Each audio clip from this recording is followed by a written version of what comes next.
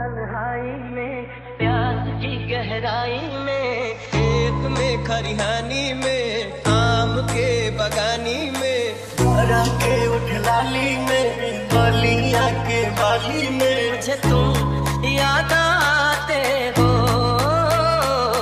मुझे तुम याद आते हो। हरा के उठलाली में, बलिया के बाली में, बिंदिया काली काली में, सुबह बड़ी लागे तू,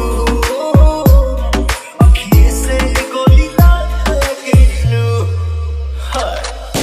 खेत में खरिहानी में, आम के बगानी में, जोश में जवानी में, तू याद आवेलू,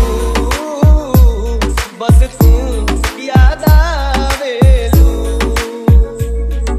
गीत में शहनाई में, ख्वाब में पुरवाई में, धूप में परछाई में, मुझे तुम याद आते हो, मुझे तुम याद आते हो।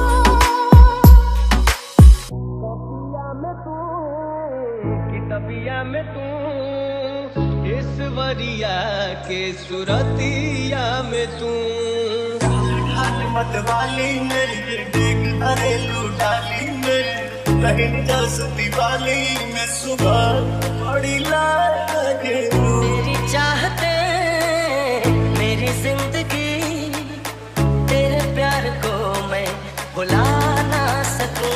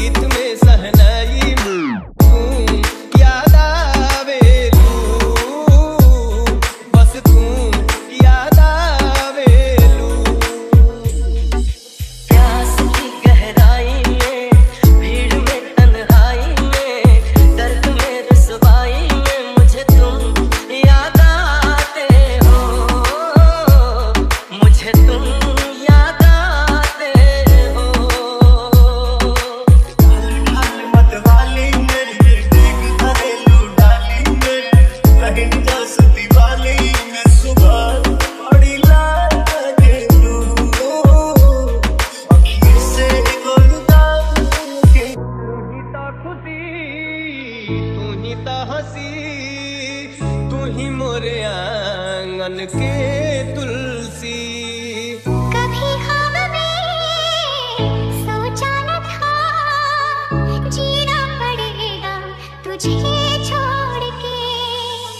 इरादा बका हाँ बाकी ना, तू कुछ बोला जा